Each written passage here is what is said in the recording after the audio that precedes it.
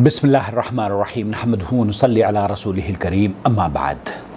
आज मैं जिस चैनल पर आपसे मुखातिब हूँ ये हमारा नया चैनल है। बराह करम अगर आपने अभी तक इसे सब्सक्राइब नहीं किया है तो सब्सक्राइब कर लीजिए और बेल आइकन दबाने के बाद ऑल नोटिफिकेशन ज़रूर अलाउ कीजिए ताकि हमारी वीडियोस की तलात आप तक पहुंचती रहें। बहुत सारे लोग हमें देखते हैं लेकिन चैनल सब्सक्राइब नहीं करते, तो वो हमारे साथ थोड़ी बहुत ज़्यादती करते हैं। बहरहाल आज का सवाल क्या है, सवाल आप भी अगर भेजना चाहते हो तो व्हाट्सएप का फ़ोन नंबर हमारा आप नोट फरमा लें और voice message short and sweet record करके भेज दें। हम जवाब लेकर आपकी खिदमत में हाजिर हो जाएंगे। और इस चैनल को अगर आप सपोर्ट करना चाहते हो तो जॉइन मेंबरशिप के ज़रिए सपोर्ट कर सकते हैं। आज का सवाल। अस्सलाम वालेकुम, हम लखनऊ से इंडिया से बोल रहे हैं सर।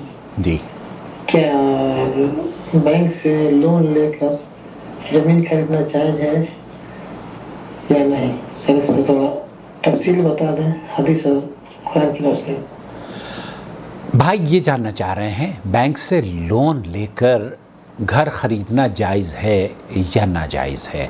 इस सिलसिले में दरअसल आपने ये मुतालबा किया है कि तफसील से बताऊं, तो मैं चूँकि मुतअद्दिद वीडियोस हमारी मौजूद हैं कार लोन होम लोन के सिलसिले में, ये ज़मीन ख़रीदना चाहते हैं और कर्ज़ लेना चाहते हैं बैंक से। समाहत शेख अब्दुल अज़ीज़ बिन बाज़ मुफ्ती ममलकत सऊदी अरब से यही पूछा गया तो उन्होंने फरमाया कि अगर बैंक से शरई तरीक़े के मुताबिक कर्ज़ा लिया जाए, जैसे जितना कर्ज़ लिया गया है उतना वापस अदा कर दिया जाए और कोई इजाफ़ा बैंक उसका मुतालबा ना करे, या बैंक से कोई चीज़ मुअय्यना मुद्दत के लिए उधार ख़रीदी जाए, चाहे उसकी कीमत नक़द से ज़्यादा ही हो, उसमें तो कोई हरज नहीं है। एक बार फिर आप सुन लीजिए और गलत फहमी अगर किसी के जहन में आए तो उसे क्लियर कर लीजिए। बैंक से आपने अगर लोन लिया है या किसी और कंपनी से आपने लोन लिया है और वो इजाफी रकम का आपसे मुतालबा नहीं करते, ये जायज़ है। लेकिन अगर इजाफी रकम का मुतालबा बैंक या कंपनी करती है तो वह सूद के ज़िम्मे में आता है। अब आप शेख इब्न बाज़ रहमतुल्लाह अलैह ने फरमाया कि अगर बैंक से सूदी कर्जा लिया जाए तो ये जायज़ नहीं होगा, क्योंकि अल्लाह ताला अपनी मुक़द्दस किताब कुरान करीम में फरमाता है और नबी करीम सल्लल्लाहु अलैहि वसल्लम के फरामीन में इसे यानी रिबा को, सूद को हराम करार दिया है। उसके मुताल्लिक़ इतनी शदीद वईद आई है जो मुर्दार खाने से मुतरादिफ अमल है, मुर्दार खाने में भी नहीं है। इरशाद बारी ताला है अल्लज़ीना यअकुलून अर्रिबा ला यक़ूमून इल्ला कमा यक़ूमुल्लज़ी यतख़ब्बतुहु शैतानु मिनल मस। सूरह बकरा आयत नंबर 275। वो लोग जो सूद खाते हैं खड़े नहीं होंगे मगर जैसे वो शख्स खड़ा होता है जिसे शैतान ने छूकर खबती बना दिया हो।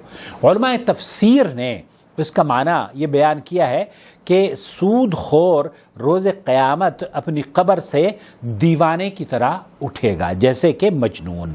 फिर उसके बाद अल्लाह रब्बुल आलमीन की इस आयत को नकल किया है मुफ्ती ममलकत सऊदी अरब, ज़ालिका बिअन्नहुम क़ालू इन्नमल बैअु मिस्लुर रिबा व अहल्लल्लाहुल बैअ व हर्रमर रिबा फमन जाअहु मौइज़तुम मिर रब्बिही फंतहा फलहु मा सलफ व अमरुहु इलल्लाह व मन आद फ़उलाइका अस्हाबुन नार हुम फ़ीहा खालिदून यमहक़ुल्लाहुर रिबा व युर्बिस सदक़ात।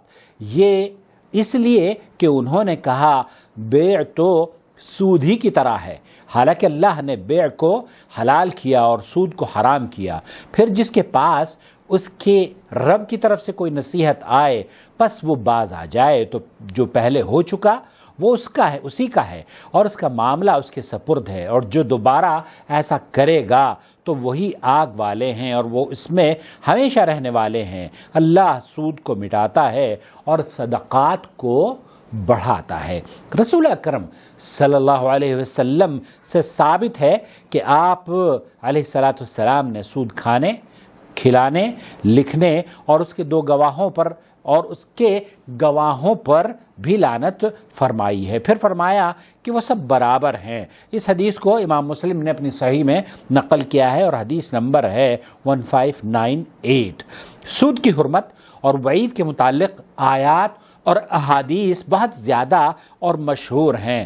محتاج کو اگر قرض نہ دے یا اسے ادھار نہ بیچے تو وہ اس مجبور کے حکم میں نہیں جس کے لیے مردار یا سود حلال ہو جاتا ہے، کیونکہ محتاج کے لیے اپنے ہاتھ سے کام کرنا ممکن ہے، لیکن وہ کام کر کے اپنی ضرورت پوری کر سکتا ہے یا پھر کہیں دوسری جگہ چلا جائے جہاں کوئی اسے قرض دے دے یا ادھار بیچ دے۔ مضطر اور مجبور اس کو کہتے ہیں جو بھوک کی شدت میں مبتلا ہو اور اپنی سانسیں بحال رکھنے کے لیے، اپنی جان بچانے کے لیے کچھ کمانے پر قادر نہ ہو۔ ایسی کیفیت میں اگر وہ مردار وغیرہ نہ کھائے تو اس کے مرنے کا خدشہ ہے۔ یہ لوگ جو بینکوں کے ساتھ سودی لین دین کرتے ہیں، ان کی حاجت اس ضرورت کے حکم میں نہیں آتی جس میں مردار وغیرہ کھانا جائز ہوتا ہے۔ اکثر لوگوں کے لیے سود کا معاملہ اتنا آسان اور معمولی ہو چکا ہے کہ وہ کھلم کھلا اس کا لین دین کرتے ہیں، اس کا فتویٰ بھی دیتے ہیں، اور چھوٹے چھوٹے شبہات ان کی نگاہ میں کوئی حیثیت نہیں رکھتے۔ اس کا سبب قلت علم، ضعف ایمان اور حب مال کے سوا کچھ نہیں۔ اللہ تعالیٰ ایسے کاموں سے محفوظ رکھے جو اس کے غضب کو دعوت دیتے ہیں۔ تاہم جس قدر ممکن ہو بینک کے ساتھ لین دین کرنے اور اس سے قرض لینے سے احتراز برتنا چاہیے، کیونکہ خواہ یہ شرعی طریقے کے مطابق ہی کیوں نہ ہو جس کا ذکر ہوا ہے، یہی محتاط اور بہتر رویہ ہے، کیونکہ بینکوں کے مال عموماً حرام سے خالی نہیں ہوتے۔ اور نبی کریم صلی اللہ علیہ وسلم کی سنن ابو داؤد کی حدیث نمبر 3330 ہے جس میں آپ علیہ السلام کا فرمان ہے، جو شبہات سے بچ گیا اس نے اپنا دین اور عزت بچا لی۔ ابن باز فتاوی مجموع الفتاوی والمقالات 302۔ خلاصہ کلام یہ ہوا کہ بینک سے سود پر قرض لینا حرام ہے، البتہ اگر بینک یا کوئی کمپنی آپ کو قرض دیتی ہے اور اس میں اضافی رقم کا مطالبہ نہیں کرتی، مثال کے طور پر 10 لاکھ آپ کو دیتی ہے اور 15 کا مطالبہ نہیں کرتی تو جائز ہے۔ اللہ کرے ایسی بینکیں ہندوستان، پاکستان یا پوری دنیا میں ہوں جو کہ رقم دے کر آپ کے لیے آسانی پیدا کرے اور اس پہ اضافی سود یا اضافی مال نہ لے، وہ جائز ہے انشاءاللہ تعالی۔ لیکن اگر وہ رقم اضافی آپ سے مطالبہ کرتے ہیں تو یہی سود ہے۔ شیخ ابن باز اور علماء امت کا یہی موقف ہے کہ یہ جائز نہیں ہے، البتہ ان لوگوں کے لیے جو کہ ایسی اضطراری کیفیت میں ہوں کہ جناب جان بچانا مشکل ہو، صحرا میں ہیں، سمندر پر ہیں، کچھ کھانے پینے کو نہیں ہے، جان بچانا مقصد ہے، تو اس کے لیے بھی وہ جان بچانے کے لیے حرام کو بھی اللہ تعالیٰ نے حلال قرار دیا ہے۔ لیکن ایسی کیفیت کس کی ہوتی ہے یہ فیصلہ مجھے اور آپ کو ہی کرنا ہے۔ اللہ تعالیٰ ہمیں حرام سے بچائے، حلال کی فروانی فرمائے، اور ہم جب تک زندہ رہیں اللہ رب العالمین کشادگی مال میں اور رزق میں وسعت اور اپنے فضل و کرم کی برکھا برساتا رہے، آمین یا رب العالمین۔ اپنے ویڈیو دیکھنے کے بعد لائک کریں اور کمنٹس میں بھی ہمیں ضرور لکھا کریں کہ آپ کی آراء ویڈیوز کے بارے میں کیا ہے۔ شکریہ۔ اللہ ولی الذین آمنوا یخرجهم من الظلمات إلى النور والذین كفروا أولیاؤهم